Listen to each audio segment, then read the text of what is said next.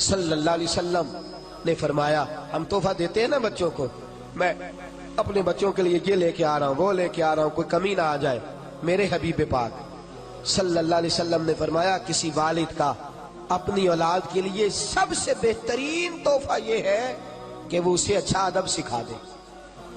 یہ سب سے، بولیے یہ کون سا تحفہ ہے؟ کیا سکھانا ہے اولاد کو؟ ادب نہیں، اچھا ادب۔ کون سا ادب جی؟ بول کے بتائیے۔ جن کے قریب کوئی سو رہا ہے وہ ذرا زیادہ اونچا بولے تاکہ وہ اٹھ جائے۔ کون سا ادب سکھانا ہے؟ اچھا ادب۔ اپنی اولاد کو اچھا ادب سکھائیے۔ دیکھیے، جس دکاندار کو ادب نہ آتا ہو اس کی دکان پہ گاہک نہیں ہوتا، اور جس گھر والے کو ادب نہ آتا ہو اس گھر کے اندر کوئی شخص قیام، اس شخص بے ادب آدمی کی زندگی اجیرن ہو جاتی ہے۔ جو بد اخلاق آدمی ہوتا ہے اس کے ساتھ کسی کا تعلق قائم نہیں رہتا۔ جو اخلاقی قدریں نہیں جانتا اس کے تو اپنے قریبی رشتے ٹوٹ جاتے، وہ تو اپنوں سے دور ہو جاتا۔ جو اخلاقی قدریں نہیں جانتا اس کی زندگی تباہ ہو جاتی ہے۔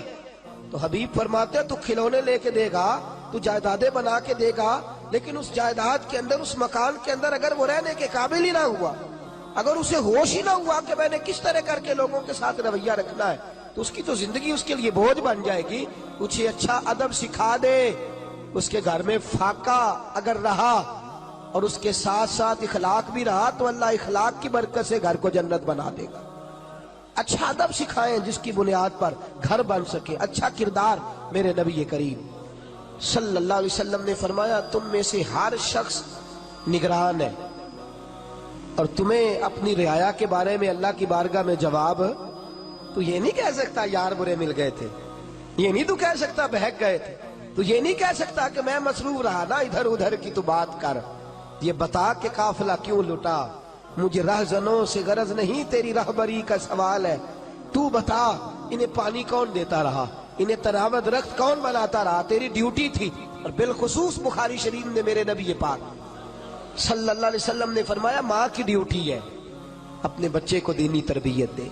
بالخصوص، بالعموم تو والد کی ذمہ داریاں سب سے زیادہ ہے، لیکن ماں چونکہ گھر کے اندر زیادہ وقت گزارتی ہے، ماں کا تعلق بچے کے ساتھ اس طرح ہوتا ہے جس طرح کہ ایک آنگن کے اندر مختلف لوگ رہتے ہیں۔ والد تو کبھی کبھی ایسے آتے ہیں جیسے ایک ڈاکٹر وارڈ کے اندر وزٹ کرنے آتا ہے، تو ماں کے ساتھ بچوں کو وقت زیادہ گزارنا ہے۔ مائیں اچھی پرورش کر سکتی ہیں اگر وہ فکر کریں، سوچ کریں کہ میرا بیٹا دنیا داری کی تو ساری باتیں کرتا ہے، اس کی لبوں پر رسول اللہ کا نام کیوں نہیں آتا، اس کی زبان پر درود پاک جاری کیوں نہیں ہوتا، اس کے جملوں میں سیدنا امام حسن حسین کا لفظ کیوں نہیں آتا، یہ سیدنا ابو بکر صدیق اور عمر فاروق کا نام کیوں نہیں لیتا۔ تربیت کرنا والدین کی ذمہ داری ہے۔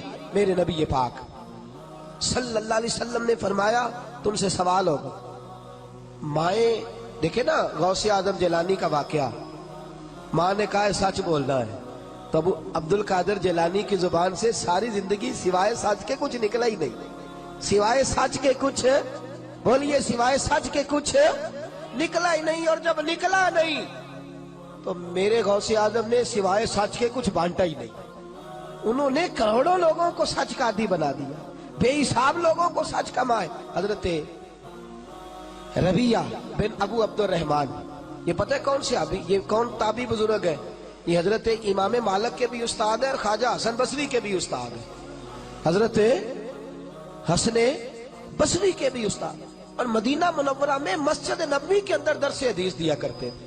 ان کے والد کا نام تھا ابو عبد الرحمن، یہ پیدا ہونے والے تھے، تاریخ بغداد میں لکھا ہے پیدا ہونے والے، ماں کے شکم میں تھے تو ابا جی جہاد کرنے چلے گئے، اور 30,000 دینار اماں کو دے گئے، کہا یہ پیسے ہیں گھر کے خرچے کے لیے اور سنبھال رکھنا، میں واپس آ کے حساب لوں گا۔ کتنے پیسے دے گئے؟ بولیے، بنو امیہ کے زمانے میں جہاد کرنے گئے تو 27 سال کے بعد واپس آئے۔ کتنے سالوں کے بعد؟ بولیے، یہاں اللہ خیر کرے ابا جی باہر جا کے مزدوری کرے نا سعودی عرب اور ساری زندگی پیسے بھیجے تو اللہ ماشاءاللہ سب کی بات نہیں کرتا، لیکن جہاں اختلاف ہوتا ہے وہاں اماں بچوں کو کہتی ہے او بیٹے پیسے کما لینا کون سا کمال ہے، میں تمہاری دکھوں سکھوں کی ساتھی رہی ہوں، تو پیر بیٹھ کے موج کرتا تھا، 40-50 ہزار بھیج دیتا تھا، یہ بھی کوئی کمال ہے؟ خدا کی بندی تو دیکھ تو صحیح. اور یہی کام والد صاحب کرتے ہیں. وہ کہتے ہیں ساری زندگی تو میں نے تمہارے لیے جو ہے وہ پریشانی میں گزار دی, اماں کا کیا کمال, روزی روٹی تو سارے پکا لیتے. دو طرفہ معاملہ گڑبڑ ہوتا ہے. لیکن اندازہ کیجئے 27 سال کے بعد, غالباً آپ نے غور نہیں فرمایا اس بات پر, اس بات کی نزاکت کو آپ سمجھے نہیں. کتنے سالوں بعد آئے؟ ارے اتنا لمبا عرصہ کوئی برداشت کرتا ہے؟ ماں تو زہر کھول دیتی, تمہارا باپ تو پلٹ کے آیا ہی نہیں, اس نے تو سوچا ہی نہیں کہ میں کدھر جا رہا ہوں, اسے تو فرصت ہی نہیں. لیکن ماں کو پتا ہے وہ خدمت دین کے لیے نکلا ہوا ہے. 27 سال کے بعد جب آپ گھر آئے, اب 27 سال کا بچہ ہو گیا ہے تو بچہ جوان ہو گیا ہے. گھر آئے تو نیزہ ہاتھ میں پکڑا ہے, مدینہ منورہ کے رہنے والے, خوبصورت شہر میں آ کے 27 سال بعد جہاد سے لوٹے, اپنے دروازے پہ دستک دی. اصل ہوتا یہ تھا کہ فوجیں ایک شہر فتح کیا تو اگلے شہر چلی گئی, اس سے اگلے شہر چلی گئی, تو جس کا دل نہیں بھرتا تھا جہاد سے وہ لگا رہتا. 27 سال بعد لوٹے جناب ابو عبد الرحمن, دروازے پہ دستک دی. جناب ربیہ محدث امت دروازہ کھولا, جی بابا جی. کہنے لگے پیچھے ہٹ, میرا گھر ہے. کہنے لگے جناب خیال کریں آپ کا گھر کدھر سے آ گیا, گھر تو میرا ہے. کہنے لگے میرا ہے. کہا نہیں میرا ہے. جھگڑا زیادہ ہوا تو محلے دار کٹھے ہو گئے. اب بہت سارے لوگ ان کو حضرت ابو عبد الرحمن کو پہچانتے بھی نہیں تھے. کہنے لگے بابا ساری زندگی سے یہ نوجوان یہاں رہ رہا ہے, اسی گھر میں پیدا ہوا ہے, تو کیسے کہتا ہے میرا گھر ہے؟ کہنے لگے میرا نام ابو عبد الرحمن ہے, میرا گھر ہے, سارا زمانہ جانتا ہے, کسی بوڑھے کو بلاؤ.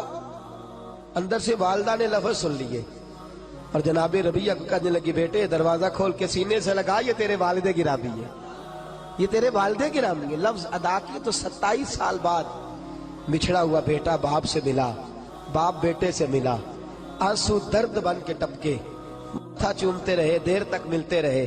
اندر آئے, عصر کا وقت قریب تھا.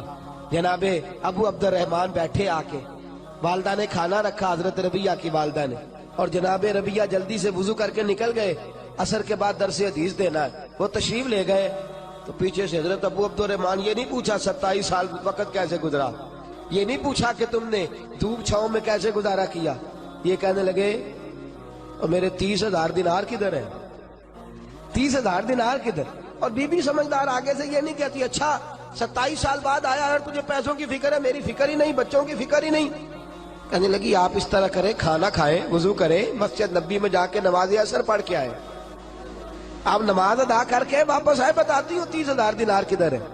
کہتے چونکہ میں دیر سے گیا, مسجد پہنچا تو جبہ پہنے, سر پہ امامہ باندھے اور رسول اللہ کے ممبر پر بیٹھے, رسول اللہ کے ممبر پر بیٹھے. میں نے ایک خوبصورت نوجوان کو دیکھا جو حدیثیں بیان کر رہا ہے, اور حسن بصری سے لے کر امام مالک تک لوگ گردنیں جھکائے بیٹھے اور حدیثوں کا درس سن رہے. کہتے میں نے دیر سے نماز پڑھی, میں پہچان نہ پایا, میں نے کان میں ایک شخص کے کہا, میں نے کہا یہ کون ہے؟ اتنی چھوٹی عمر میں اتنا اعلیٰ 27 سال کا جوان اور اس قدر خوبصورت اس کا انداز کہ مسجد نبی میں درس حدیث. تو کہتے وہ کہنے لگے بابا جی آپ نہیں جانتے یہ ربیہ بن عبد الرحمن ہے, یہ کہتے میرا بیٹا, میرا صاحبزادہ. چھلک پڑی آنکھیں آنسوؤں سے, تڑپ اٹھے, بے چین ہو گئے, رو پڑے, روتے روتے واپس گھر آئے.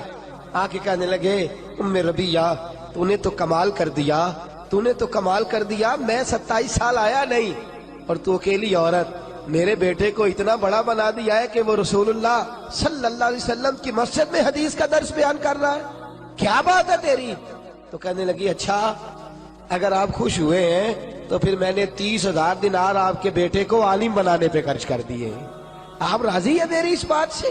راضی ہیں میرے عزیز. جب تربیت کا یہ انداز ہوتا ہے, جب سوچ کا یہ انداز ہوتا ہے, ہمارے ہاں ہم مرنے کے قریب ہوتے ہیں, ہمارے بچے کیونکہ ہم نے تربیت ہی نہیں کی, ہم نے خیال ہی نہیں کیا.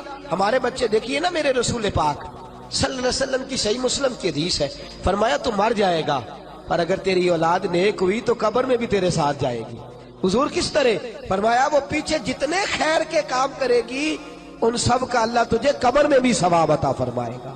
لیکن ہم نے تو بچے کو سکھایا ہے دنیا کمانی، ہم نے تو سکھایا ہے پارٹیوں کو ڈیل کرنا، ہم نے تو اسے سکھایا ہے سوسائٹی کے اندر اچھا مقام پیدا کرنا، ہم نے تو اسے سکھایا ہے کاروباری مد و نظر، ہم نے تو اسے سکھایا ہے شریکے کے ساتھ جھگڑا کرنا، ہم نے تو اسے سکھایا ہے کہ بس تو اچھا ہے باقی سارا زمانہ برا ہے۔ ہم نے تو یہ سکھایا ہی نہیں کہ قرآن کیسے پڑھا جاتا ہے، یہ سکھایا ہی نہیں کہ آداب زندگی کیا ہے، ہم تو اسے مسجد تک لے کر کے ہی نہیں آئے۔ ہم نے تو شہزادے بنایا ہے، نوابزادے بنایا ہے، ہم نے تو انہیں بڑے بڑے جو ہے وہ القابات سے نوازا ہے، یہ توجہ ہی نہیں کی کہ انہیں ہمیں کہیں لے کر کے جانا چاہیے، ان کی تربیت ہونی چاہیے۔ تربیت اولاد کے لیے، فکر مندی اولاد کے لیے سب سے ضروری ہے انسان کے کردار کا صحیح ہونا۔ سب سے ضروری کیا ہے بھئی؟ آپ بچے سے کہیں بیٹے چل مسجد، چلا جائے گا؟ کہے گا ابا جی آپ کیوں نہیں جاتے؟ آپ بھی تو بتائے نا، آپ آرام سے لیٹے ہیں مجھے کہہ رہے ہیں مسجد چلیں۔ بیٹا قرآن پڑھا کرتا ہو، کہے گا آپ کو کیا پریشانی ہے، آپ کیوں نہیں پڑھتے؟ کردار کی عظمت یاد رکھیے، غور کیجئے، اس جملے کو بھولیے گا نا، بچے آپ کی باتوں سے اتنا نہیں سیکھتے جتنا آپ کے کردار سے سیکھتے۔